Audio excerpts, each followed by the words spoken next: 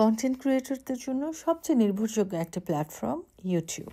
আর এই ইউটিউবের বয়স কত হয়েছে জানেন? 20 বছর। আর তাই তো জুরিখে ইউটিউবের মেইন অফিসে বিশাল আয়োজন করে বার্থডে পালন করা হয়েছে। যদিও ফেব্রুয়ারিতে ছিল, ওই সময়টাতে ইউটিউব ক্রিয়েটরদের নিয়ে বিশাল বড় একটা আয়োজন হয়েছিল। ওয়ার্ল্ডের বিভিন্ন দেশ থেকে কন্টেন্ট ক্রিয়েটররা সেই ইভেন্টে অংশগ্রহণ করেছিল এবং আলহামদুলিল্লাহ আমরাও ছিলাম সেই ইভেন্টে। আমরা একটা ছোট্ট করে ভ্লগ শেয়ার করেছিলাম। তো এবছর যেহেতু শুরুতেই আরেকটা কন্টেন্ট ক্রিয়েটরদের নিয়ে ইভেন্ট ছিল, তাই বার্থডে সেলিব্রেশনটা হয়েছে নভেম্বরে এসে।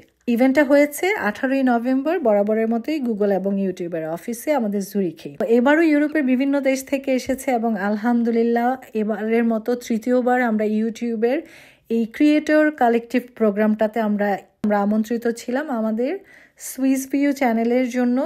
একজন কন্টেন্ট ক্রিয়েটর হিসেবে ইউটিউবের আমন্ত্রণে তাদের ইভেন্টগুলোতে থাকতে পারা বা ইভেন্টগুলোতে অংশগ্রহণ করতে পারা, এটা অবশ্যই অনেক বেশি স্পেশাল। আমার কাছে মনে হয় যে আমি যতবারই যাই না কেন একই রকম ভালো লাগা কাজ করে। নেটওয়ার্কিং এর তো একটা ব্যাপার আছে, বিভিন্ন ক্রিয়েটরদের সাথে কথা বলা বা পরিচয় হওয়া, সেই ব্যাপারটা তো অবশ্যই কাজ করে। তাছাড়াও কিন্তু এই ইভেন্টগুলোতে বিভিন্ন রকমের, যেমন এবারও আমাদের বিভিন্ন ওয়ার্কশপ হচ্ছে, প্যানেল ডিসকাশন হচ্ছে এবং ইউটিউবের নিজস্ব প্রতিনিধিদের দ্বারা যে বিভিন্ন প্রেজেন্টেশনগুলো থাকে সেগুলো থেকে জানা যায় অনেক কিছু।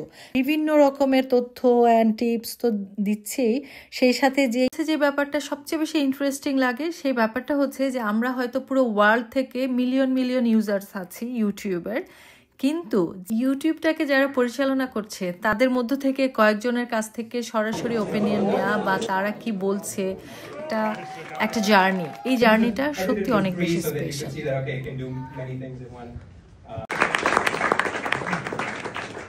Creators to look at is your audience retention.